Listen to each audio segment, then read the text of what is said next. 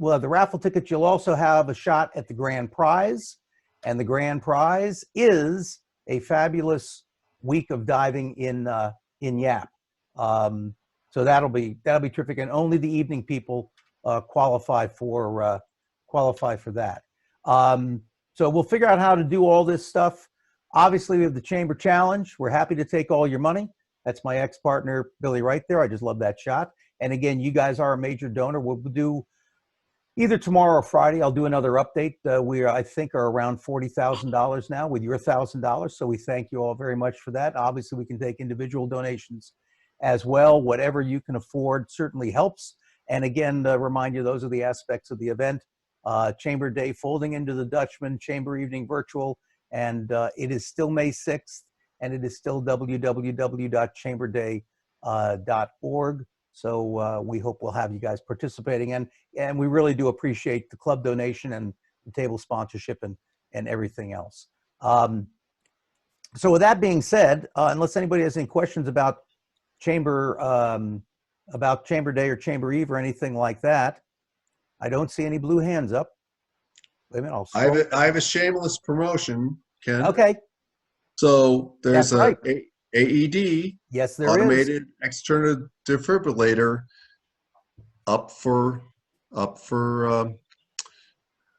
you know. I think that'll probably be one of the blind bid items. So yep. So we'll have the blind bids. So yeah. Yep. And again, some of this is we got to work out logistics, but we hope to have all that done. Chamber Day is exactly 4 weeks from today. So we'll hopefully be working all that stuff out. Anyone else have any questions or anything about Chamber Day? You could just hit your unmute and let me know what the question is. The deafening silence, I will assume, means no. So on we go. Every time I switch windows, there we go. So let's talk about what happened. A couple of caveats for me. Should know I work with the LA County coroner, and as such, sometimes you use their humor as a coping tool. So if I say something that I think is funny, there's no disrespect meant, but sometimes that's just how you deal with it, especially those people there. I assume most of you have done some sort of an overnight trip.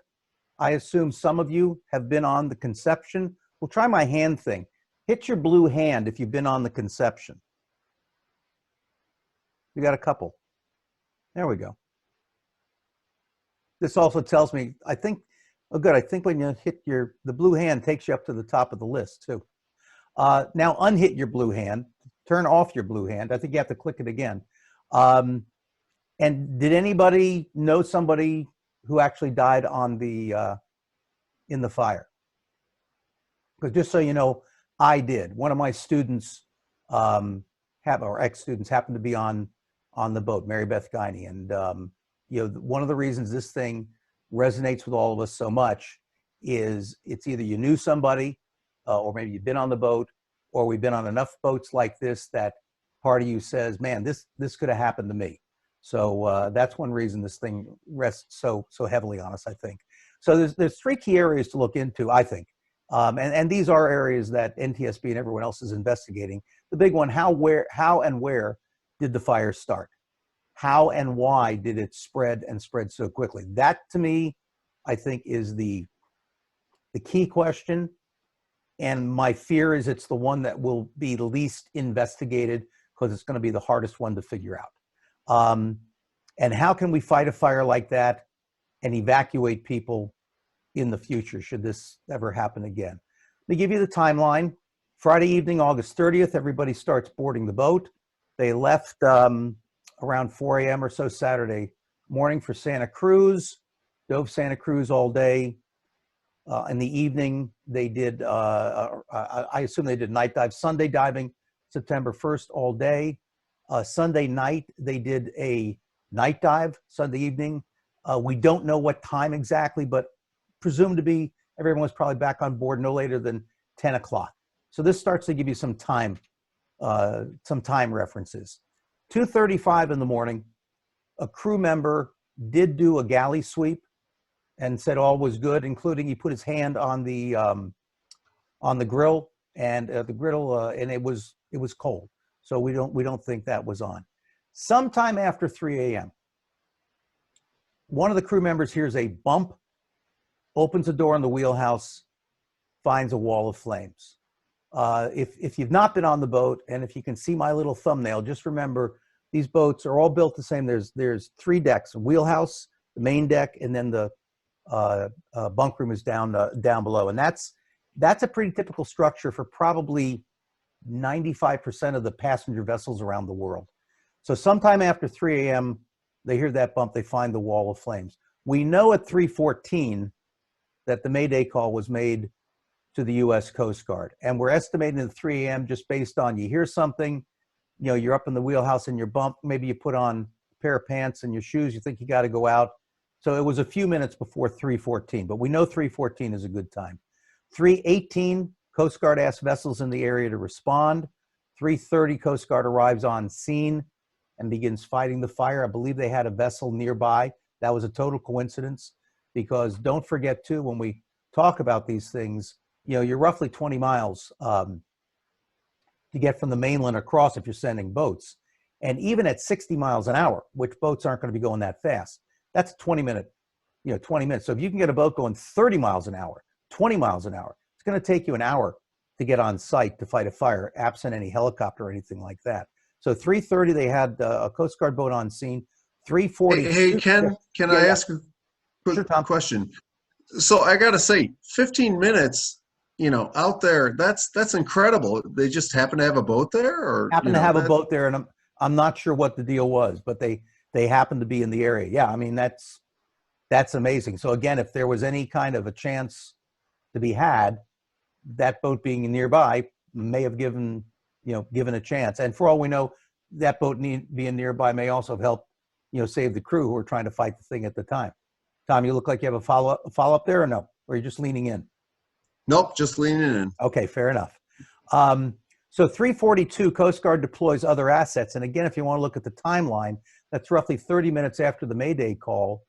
They basically then have moved things up the chain of command to where someone has said, let's send everything out there. So again, not only with this, but a lot of times if we're thinking of just a Ben's case or something like that, where maybe you're waiting for a helicopter evacuation, this isn't a question of that we can get stuff to you, right away. This is not an atypical response time.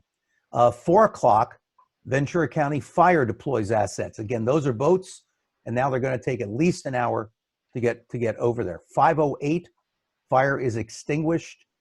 7:20 a.m., Conception sinks. So that's your timeline. Now, what many people may not know, some of you probably do, on November 1st, 1 month later, there was another fire on a dive boat. This one happened to be on the Red Sea Aggressor in the Red Sea. Eerily similar scenario. Passengers go to sleep late in the evening. Just so you know, by the way, I was on this boat 3 years ago, something like that. So I'm familiar with the boat. So again, same type of setup where you got a wheelhouse up here, you got a main deck here, bunk room down below.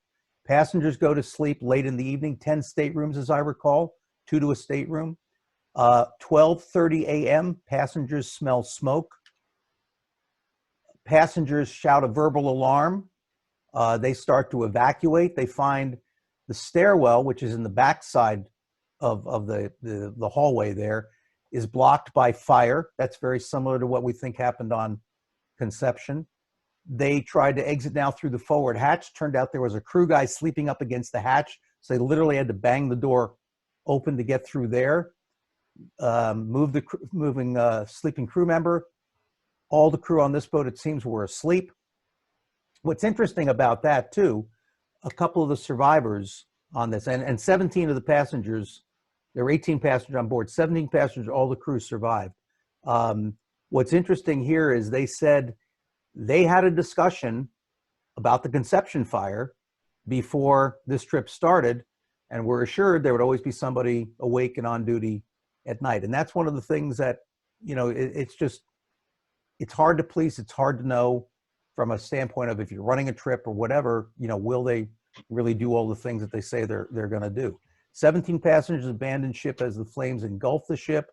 1 passenger did die. We think what happened is she just dawdled in the room a little bit. We don't know. No one really knows why. There were reports that she had gone back down for a laptop. Those reports were discounted by every single passenger who survived, but they said she did not make it out with them. So the assumption is she was overcome by the flames. I'm going to show you a video right now, and I think I had it set up so that, give me 1 second here. Well, we'll hear the, you may, in theory, you should hear the audio with it, but you may not. But we'll give this a shot, and you will see what this is. You have your fucking camera?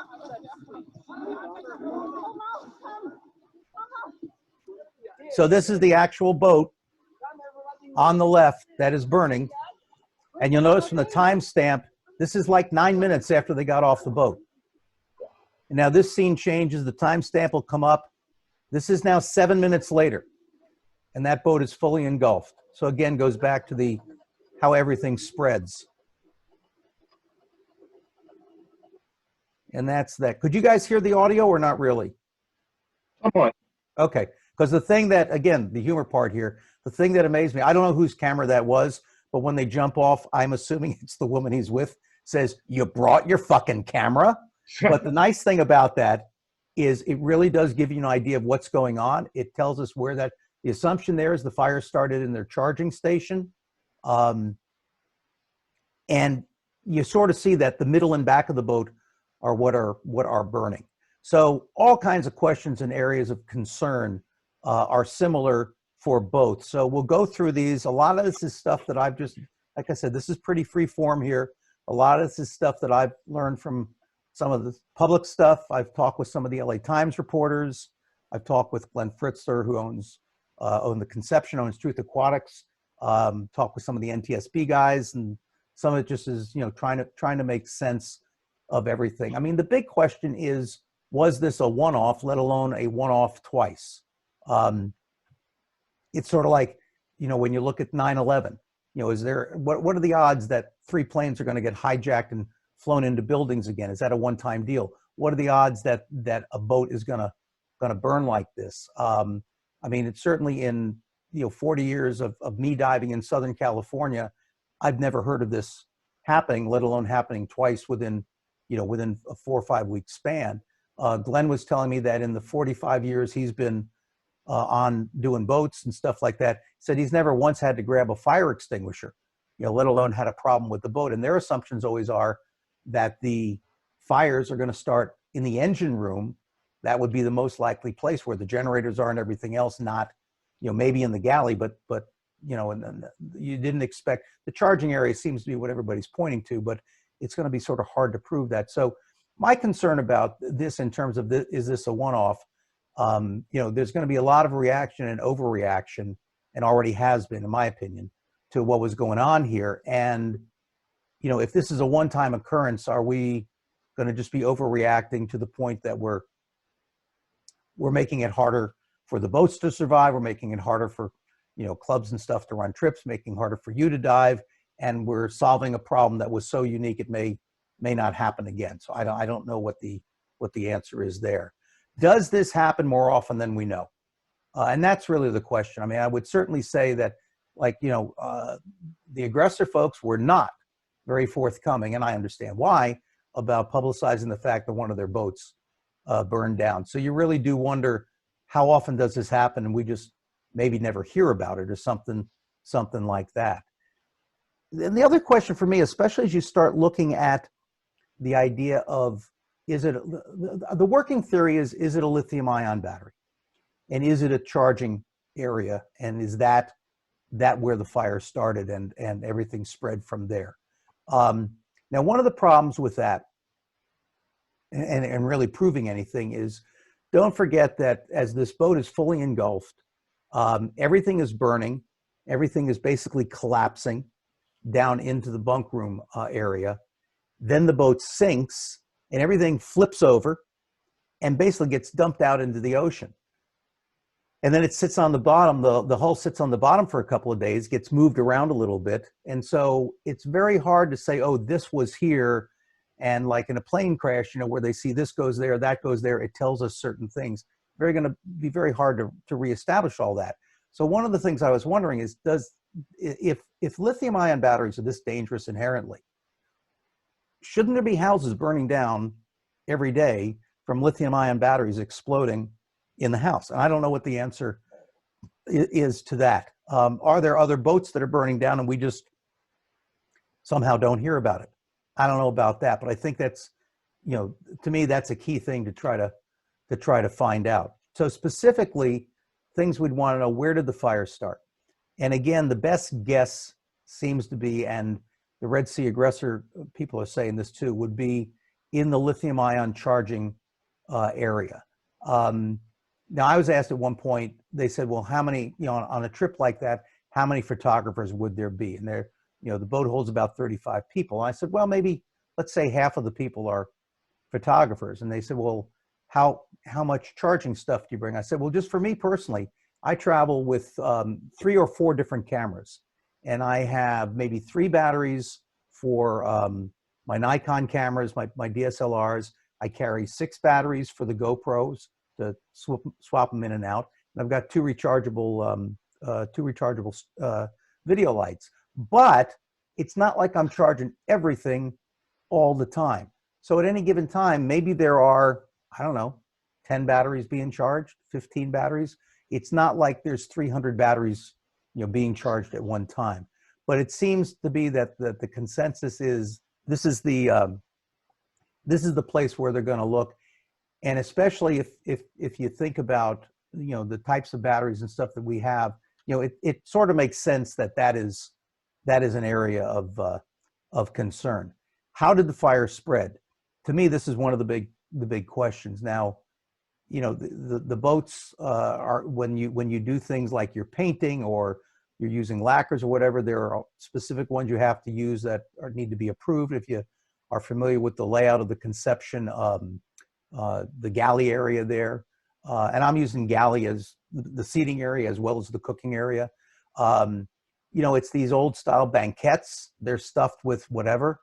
If the fire burns through that, how flammable is that?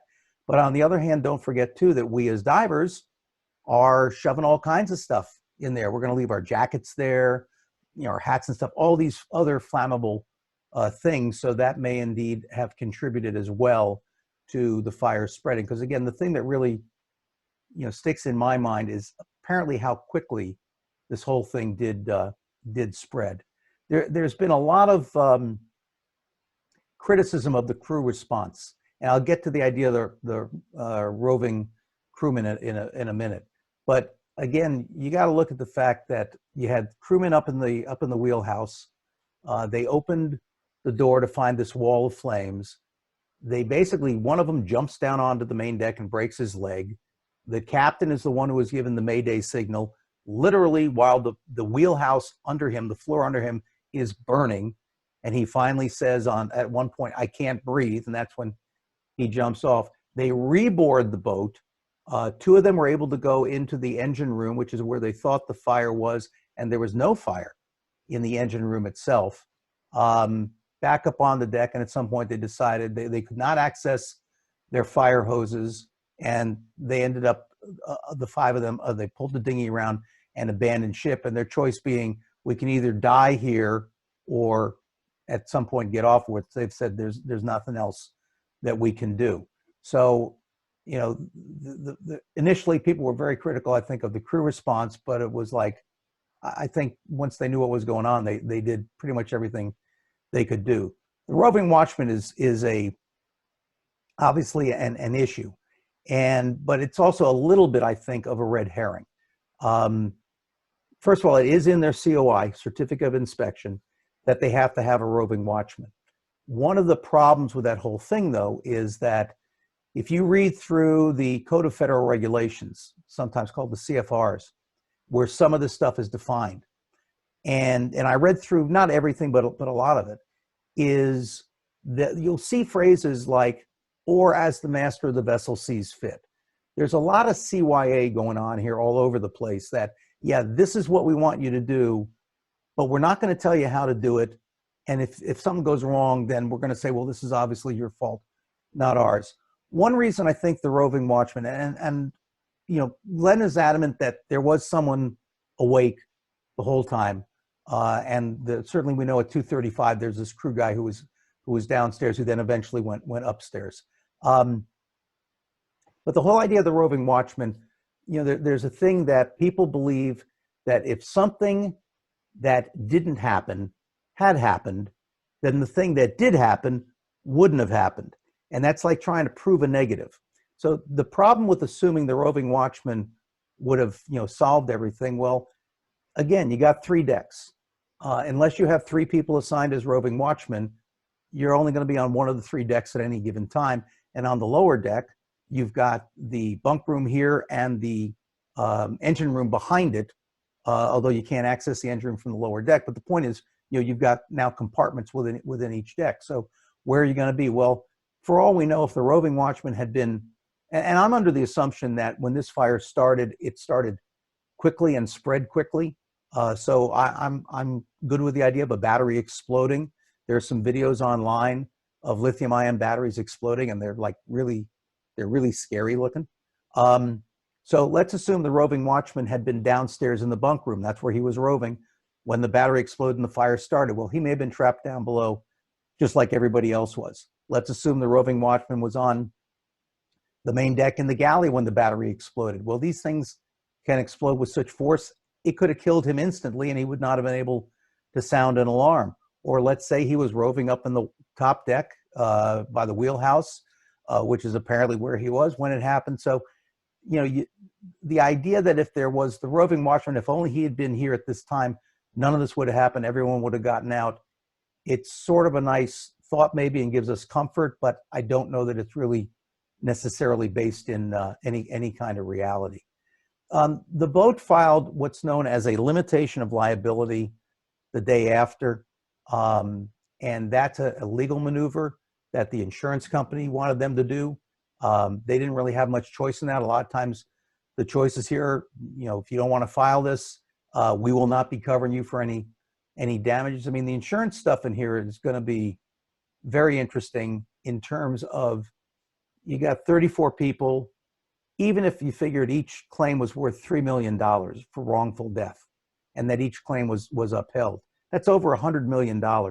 And the diving industry, and as I've said too, bear in mind, it's a boating accident more than just a diving accident. It's a boating accident that happened to involve divers. It could have just as easily been Girl Scouts, kayakers, or a group of nuns. But the insurance pool is not necessarily all that big. And I understand the insurance companies, spread out the risk and stuff like that. But again, it's a small industry, and this is could be a huge claim. So they filed this limitation of liability, which in theory limits the damages that everybody can collect to the value of the boat, which is 0 because it's just a burned out hull. From a public relations standpoint, not a great move. From a insurance companies trying to protect themselves, I understand it. I think Glenn sort of felt he was sort of stuck in the middle there, but it is what it is. And whether that is, will be upheld in court or not, it certainly can be challenged and probably will be challenged. We'll see what happens down the road. A lot has been made of the escape hatch. The thing to remember is that the escape hatch, which they said I think was 24 inches square. Couple of points to make here. Number one, Conrad was mentioning about the great deal he got on the plane ticket. Assuming he's flying economy seats on a plane are 18 inches wide. So the escape hatch is 6 inches wider than the economy seats we're all used to. Whether it's big enough or not, I don't know. But it was the standard at the time. And one of the issues here is these boats, not just the conception, but all these boats go through an annual inspection. And in 1996, I think it was, there were some changes to some of the building standards, and any boat that was in existence then was grandfathered in. Whether that was a good idea or not, don't know. But the point is, these boats have all basically been built to the standards that the Coast Guard said, this is what you need to do to be safe. And now that something like this happens, now that's all getting questions, and the boat guys are going, hey, wait a minute, we did exactly what you told us to do. How can you now say, well, what you did was wrong? Specifically with the escape hatch is located in the back of the bunk room, don't forget too, bunk rooms aren't very long, probably 20, 25 feet long, maybe 30 feet. So the stairs are at the front, the escape hatch is in the back. And the escape hatch is above a double or two single bunks. Given that the boat was full, I'm assuming there may have been people in the bunk, because the thing that sort of bugs me a little bit and in a weird way gives me maybe a little comfort would be if anybody were to know where that escape hatch was and would have been able to get out, it would have been the two people sleeping in that top bunk, because all they had to do was sit up and push up on the hinge door. They're 2 feet from the exit from the galley. Those two people at least should have been able to make it out, and they didn't. And that tells me a couple of things, maybe. Number one, maybe they opened it and the flames are there and they cannot get through the flames, so the flames are blocking their escape. Maybe they tried to open it and something had already fallen on top of the hatch and they're not able to open it. Or they never were even made an attempt because everybody had passed out ahead of time. I'll get to that in a second. And that's a theory. You know, the Santa Barbara County coroner, who is also the sheriff, so he's not a medical guy, but he brings in doctors and medical consultants. He ruled that every death was smoke inhalation. And I think that's correct, and I'll get to that in a little bit. But that would also explain why maybe they never even attempted to go through the escape hatch, because they were already unconscious and unable to get to it. The rechargeable batteries, I mean, I think that is something that really needs a very close look. And I would even break it down a little bit more and say, is it possible, you know, when you get these new cameras, you may want to have a couple of backup batteries. Well, nobody wants to go back to GoPro and buy their batteries.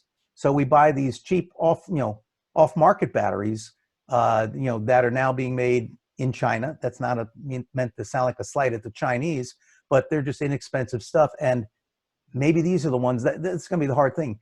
It's one thing to say a battery blew up. It's a different thing to say this battery blew up, not this battery. And does that mean that this battery blows up and then it sets off a chain reaction if there's a couple things going on? Again, don't know, but this is an area that they will test with some thoroughness. But again, it's going to be hard to say exactly what was what.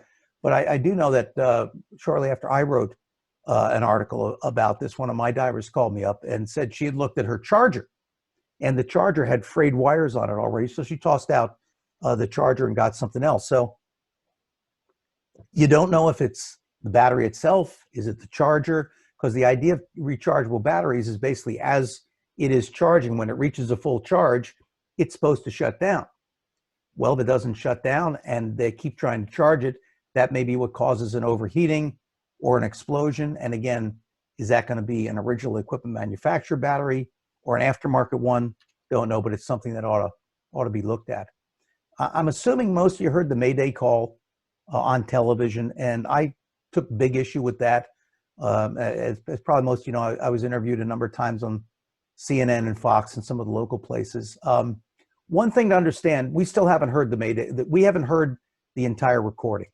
What you heard on television was from a company that is called Broadcastify, broadcastify.com. And what they do is they monitor all the emergency channels. And if there's a police chase or something else, they then sell that audio and footage and video, if need be, to the TV stations. And that's fine. There's nothing wrong with that. But then the TV stations edit it down. So all we've heard is the Coast Guard side of that. And I don't know if that's because the boat side was unintelligible, depending on where you are. Their radios may not have picked it up or what the deal was. But I took great issue with the Coast Guard guy who was on his side of the call because he said things like, "You've locked everybody in the bunk room," and that's not at all obviously what happened. I believe what they told them was everybody is blocked, BLOCKED, in the bunk room. And he said, "You don't have any firefighting equipment on board." No, what they were saying is we can't access the firefighting equipment. So it didn't affect the response of the Coast Guard, but it certainly shaped public opinion, I think, unfairly against the crew and what they were doing, because that's all you heard for a good day, day and a half on television. And I understand why. Don't forget, this was Labor Day weekend, and this happened at 3 in the morning, Sunday into Monday. Guess who works those shifts? You know, the senior people are going to get the day off. They get the weekend off. They get the holiday off. So you're probably working the lowest guys on the totem pole with the least experience. And this was just a case where when everything went south, you know, perhaps not fully trained to where you could really respond appropriately. As I mentioned, the boats are all built to Coast Guard standards. They're inspected regularly. The Conception, you know, passed the inspection, I think, in February prior to the September accident. So again, it really brings into question, the Coast Guard's done a lot of scrambling, I think, to sort of say, hey, this wasn't our fault. And a lot of people say, yeah, maybe it was. A lot of the boat captains have told me that the Coast Guard guys have gotten more serious about inspections since this happened. And one of the things that they're talking about is the idea of, the Coast Guard's come up with this idea that personally I fairly fully reject, that double bunks are dangerous because the inside person can't get out quickly if the outside person doesn't move quickly. Well, number one, you can get over somebody, and number two, you can push them out of the way. But my concern is, if that's what you're going to say, then you need to do some testing. The same way they require airlines to be able to be, an airplane be able to be evacuated in 90 seconds to certify it. Run some tests on a mock-up boat to prove your point, because I don't think it's a valid point. And that would be, let's go ahead and, you know, load up a mock boat and see how long it takes everybody to get out. I would wager that the person on the inside of a forward bunk still gets out before the person on the top bunk in the rear of the bunk room does. I mean, the other problem with that gets to be, because you can say, well, doesn't it make sense if you only have one person in the bunk? Logically, they can get out quicker than two people can. Well, okay, but you can also make the argument that if you run out of here barefoot, let alone across a burning deck, well, could you have done it faster with shoes? And I would bet if you do a test of people running out barefoot versus people running out with shoes, the people with shoes are going to go a lot faster. So does that mean we should make everybody sleep in shoes on boats? And at some point, this just gets to be, you're again solving problems that don't exist. So there's going to be a lot of looking at the standards. There's going to be a lot of looking at inspections, and there've already been some things that have been done where some of the boat guys voluntarily have said, I'll give up double bunks, and then that brings in financial viability issues for people running overnight trips and stuff like that. One thing to understand, and this comes from the coroner, is breathing during a fire. It's not a good idea, but obviously we got to breathe. But the idea, if there is superheated air from the fire, which can be like around 900 degrees, one or maybe two breaths of that, and you are going to be, if not dead, incapacitated. And one of the problems gets to be too, you're on a lower bunk and you roll out, realize there's a problem, and you stand up. Well, now you've gone from cooler air maybe into the superheated air, and that can cause a problem. So just the general advice is, anytime there is a fire, for both the smoke and the heat, since heat's going to rise, try to stay low, because that's definitely going to help you out. As I mentioned, one of the ideas was that these people, not idea, but the coroner's ruled they've all died of smoke inhalation. I think that is a valid point, and strictly my theory. One of the biggest complaints you get on boats is, oh, it's stuffy in the bunk room. So a lot of boats, they put in fans or they try to do stuff to ventilate it. Well, the Truth Aquatics boats, at least the Conception and the Vision, took it even one step further in a really, I think, terrific way to increase the comfort of the divers. And they had individual vents in every bunk that were hooked into the ventilation system, so that you're laying in your bunk, and depending on which way you were laying, there's fresh air either coming over from your feet or over your head. And I was actually talking with an LA Times reporter about this and explaining this. And in mid-sentence, I stopped and I said, oh my God, because I think what happened, the air intake for that is up in the galley area. So that if you've got a fire that has started in the galley area and is smoking, and now the intake fans are taking this smoke and pumping it down into the bunk, not only into the bunk room, but into every individual bunk. On top of that, if you get plastics that are burning, when plastic burns, it gives off cyanide gas. And the cyanide gas obviously can be deadly to you.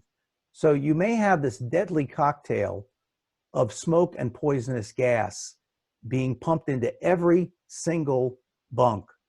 And to me, that's what explains this whole idea of everybody's dying of smoke inhalation long before the fire ever reaches the bunk room. And personally, it gives me a little bit of peace of mind because I don't think anybody knows, what hit them. And again, that's what the coroner's ruled. Whether or not there be any other autopsies, and you could prove that differently. There was one comment that was made. I heard I want to say it was the morning that they brought the first bodies back, which I think was Monday or in the afternoon. And it was some guy walking up the dock who said, "Oh yeah, these people drowned," which was not a medical person. Autopsies had not been completed. And I thought it was an incredibly irresponsible statement that then got a little bit, rebroadcast as, oh, there were drowning victims. Again, the official cause of death is smoke inhalation. Like I said, I think it makes a lot of sense. So, when you go to the conclusions and the implications here, I mean, the implications for the dive industry as a whole can be pretty broad. Again, if we find we are cutting back the numbers of people on boats, obviously a lot of the boats now have eliminated the idea of sleeping on board overnight in the harbor because they're required. It's not that they're prohibited from having you do it, but that if they let you do that, they have to have a crew person up all night who's there in case that there's a problem. I mean, I think one of the things that comes out of here, and one of the Achilles heels here, is that, when you talk about this idea of the roving watchman and you talk to someone who's not a diver, their impression is it's an old guy who shows up at midnight with his lunch pail in his security suit with his hat, and he sits down and he's going to stay up all night because that's his job till 8 in the morning, and at 8 o'clock he goes home and he leaves with his lunch pail, of course. And that's not the way it works on boats. The way it works on boats is you got maybe 5 or 6 crew people who are working a full day. They're in the galley, they're filling tanks, they're running a dinghy, they're doing moving the boat, whatever. And then they've worked their full day, and now they're each going to get assigned a shift for the overnight watch. And maybe you got 10 to 12, you got 12 to 2, you got 2 to 4, you got 4 to 6, and by 6 everyone's sort of up again and the galley's working and everything else. But the problem is you got people who basically been working all day, and now you're going to have them pull another couple of hours, overnight. Is that necessarily a good idea? Maybe not. Maybe one of the things that should come out of this is we say on any kind of an overnight trip, one of the crew people is designated as the overnight watchman. And, their job is to not work at all during the day. And their job's going to start at 11 o'clock at night. And they're going to work till 7 in the morning or whatever the time frame is. And the other thing to remember is, again, because the watchman can't be at all places at all times. And I believe Kim Lancaster has told me the Sea Ray has done this already. And I've talked to Glenn about this. And he said, yeah, it's not a bad idea. Let's put video cameras. With 6 video cameras, you could relatively inexpensively cover an entire boat. You could have 1 or 2 in the bunk rooms. You could have them in the engine room. You can have them on the galley, out on the back deck. You can have them up in the wheelhouse. Feed all 6 cameras into one single monitor that you can see all the cameras at once.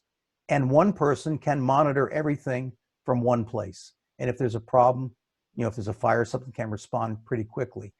If you have someone who's actually physically got to be walking around the decks, well, again, unless you have one person on each deck at all times, there's no way one person can be, in more than one place at one time. So that may be something that comes out of there.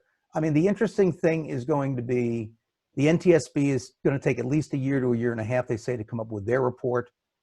I don't know how all this coronavirus stuff is going to change things, because obviously the focus for a lot of people has shifted.